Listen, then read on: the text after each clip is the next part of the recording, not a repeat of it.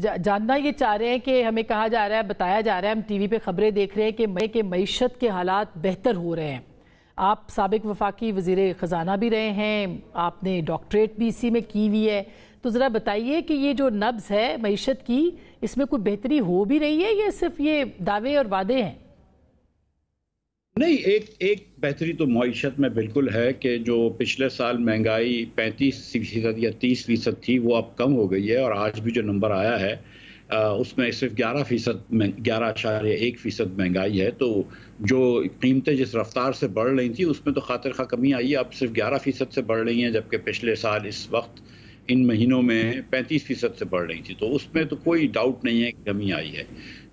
लेकिन state bank ने कल शरह सूद परसों कम की थी, लेकिन वो उतनी कम नहीं करी जितनी लोग की तवक्को थी या उम्मीदें थी, क्योंकि उनको भी लग रहा है कि शायद जो मंथ टू मंथ इन्फ्लेशन है वो 2% है, यानी कि वो उसका मतलब है कि 24% की तरफ हम फिर से जा रहे हैं, यानी कि फिर से थोड़ी सी कम तो हुई है पिछले साल से, लेकिन फिर थोड़ी सी बढ़ोतरी की तरफ जा रही है। लेकिन बहरहाल महंगाई बिल्कुल कम हुई है, अनएम्प्लॉयमेंट कम नहीं हुई, अलबत्ता मायूसी कम नहीं हुई है, और जो खास तौर पे बिजली के बिलों ने ऑब्वियसली लोगों की जान ले रखी है। बिल्कुल, और बिजली के बिलों पे भी मैं देख रही थी आपकी पार्टी भी अवाम पाकिस्तान, और आपने भी कुछ एहतजाज किया उस दिन, और जमात इस्लामी भी बैठी हुई है, वो भी एहतजाज कर रही है, बल्कि वो तो कह रहे हैं कि 1 स्टेप फॉरवर्ड जाना चाहिए, अब हमें सिविल नाफरमानी की तरफ चलना चाहिए। तो आपको लगता है कि इसका कोई फ़र्क पड़ रहा है? क्योंकि ये IPPs का मामला है, ये कॉन्ट्रैक्ट्स हुए हैं, ये बैरूनी हैं, अंदरूनी कॉन्ट्रैक्ट्स हैं, ये कैसे ये मामला सही हो सकता है? मिफ्ता साहब, ज़रा इस पर आप भी कुछ समझाइए।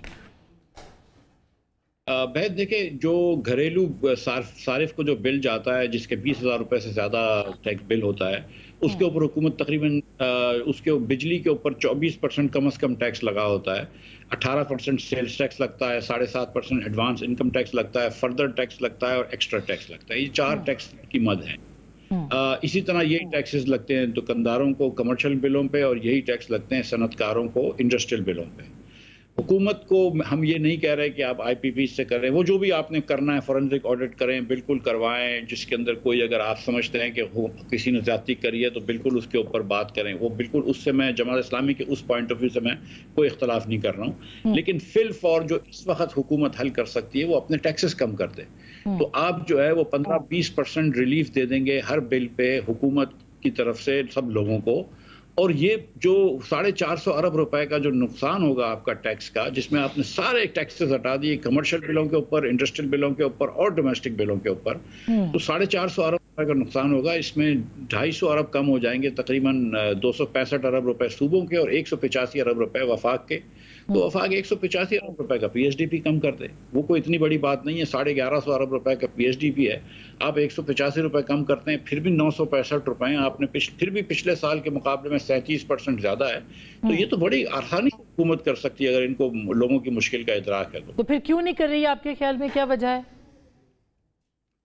मैं तो समझता हूं कि सोच का फुकदान है। मैं समझता हूं कि एक ये भेड़ चाल होती है कि नहीं हर साल PSDP करना है, MNS को प्रोजेक्ट्स देने हैं, MPS को सूबे देते हैं, वो सब चीज़ें करनी है। मैं समझता हूं कि इस वक्त इनको ये सोचना चाहिए कि अगर आप कीमत कम कर देते हैं बिजली के टैक्सों की, तो बिजली की खपत बढ़ जाएगी, आपकी average capacity cost per unit भी कम हो जाएगा। मैं समझता हूँ कि इस वक्त अगर आपको सीरियसली हुकूमत को ये समझना चाहिए कि जो इनकी साख खो गई है, जो इलेक्शन में नजर आया, और जो मजीद खो रही है, उसकी सबसे अच्छी जो उसका जो सद्देबाब वो कर सकते हैं इस वक्त, वो बिजली की कीमतों में कम कर सकते हैं। ये जो शो प्रोजेक्ट्स कर रहे हैं और जो ये इससे कुछ फायदा नहीं हो रहा। उसमें गवर्नमेंट कह तो रही है, वो गवर्नमेंट कह रही है कि हम करेंगे, कुछ जो 20 साल पुराने पावर प्लांट्स हैं उनके ऊपर भी हम कुछ ऑडिट करने का सोच रहे हैं। क्या वो वर्केबल है आपके ख्याल में जो 20 साल पहले हुए हैं? और क्या कुछ एक एतराज़ ये भी आ रहा है कि जो कॉन्ट्रैक्ट्स PMLN की पहली गवर्नमेंट में हुए हैं और जो खान साहब ने रिन्यू किए हैं,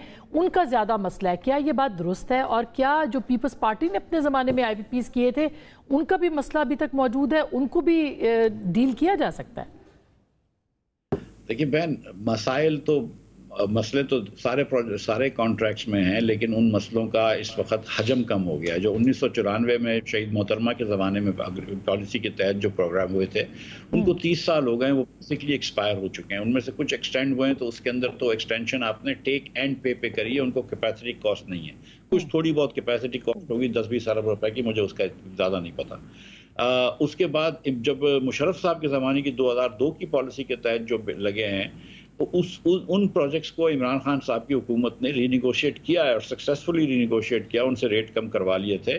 और उसके बल्कि जब पीडीएम की हुकूमत आई तो हमने कुछ बकाया उनके अदा करे थे, और वो इन्फोर्स हो गए री एग्रीमेंट्स। जो असल मसला है वो चाइनीज गवर्नमेंट के साथ जो प्रोजेक्ट्स लगे हुए हैं, जो हुकूमत पाकिस्तान ने लगाए, हुकूमत पंजाब ने लगाए, एटॉमिक एनर्जी कमीशन ने लगाए, जो आपने सीपैक के बाद लगाए 12-15 हज़ार मेगावाट, इनकी, क्योंकि ये नए प्लांट्स हैं, इनकी ज़्यादा पेमेंट्स हैं। 400 अरब रुपए तकरीबन तो आप सिर्फ पाकिस्तान एटॉमिक एनर्जी कमीशन को देंगे इस साल न्यूक्लियर उसके बिजली के लिए।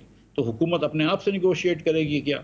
आपने 200 अरब रुपए तकरीबन आप पंजाब हुकूमत को और वफाकी हुकूमत को देंगे, ये जो एलएनजी के प्लांट्स लगे हुए हैं। तो ये इसके अंदर क्योंकि पीछे इनके एग्रीमेंट्स होते हैं बैंकों से, इनकी कंपनियों से सॉवरेन गारंटीज होती हैं, तो इतना आसान नहीं होता इनको आप रीनिगोशिएट कर लें। तो ये कहना आसान है, धरना धरना आसान है, ये बातें करनी आसान होती है, ये रिकॉर्ड करना आसान नहीं हो। तो फिल फॉर जो तरीका है वो मैंने जो आपसे गुजारिश करी है कि हुकूमत टैक्स कम कर दे, सबसे आसान तरीका है। इसमें IMF भी नाराज नहीं होती, कोई मसला नहीं होता, और लोगों की बिजली सस्ती। और ये जो कैपेसिटी चार्जेस की आप कह रहे हैं ना, उसी में कुछ हो सकता है, अगर हो सकता है तो बहुत सारी कंपनीज हैं, ये एतराज भी आ रहा है कि बहुत सारा यानी कि माफिया है जो कि बैठा हुआ है और उनको ही नवाजा जाता है, वो हुकूमतों का हिस्सा होते हैं, वो अपोजिशनों का हिस्सा होते हैं, इन्फ्लुएंशियल हैं। क्या ये बात दुरुस्त है, और क्या आपने भी उनको अपने दौर में कंट्रोल करने की कोशिश की थी? देखिए, एक जब शायद अब्बासी साहब वजीर आजम थे तो एक उन्होंने चेंज लाया था, जो इमरान खान साहब पिछली वापस पुरानी रथ पे चले गए थे, रुत पे।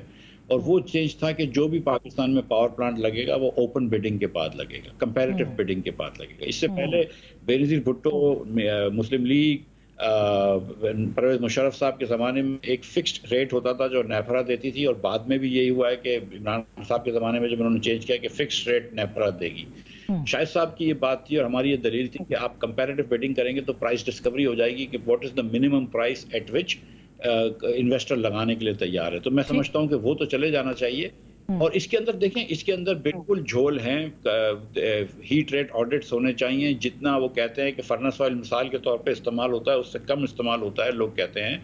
इसी तरह जितने का वो कहते हैं कि हम कोयला खरीदते हैं, शायद उससे कम में वो कोयला खरीदते हैं, लेकिन हमें ज़्यादा ओवरचार्ज करते हैं। इसमें मैं उसकी बहस नहीं कर रहा हूँ, उस पर भी आपको बात करनी चाहिए, लेकिन वो लॉन्ग टर्म बात है। शॉर्ट टर्म जो है वो हुकूमत के हाथ में टैक्स कम कर दो, इसमें क्या बड़ी बात है।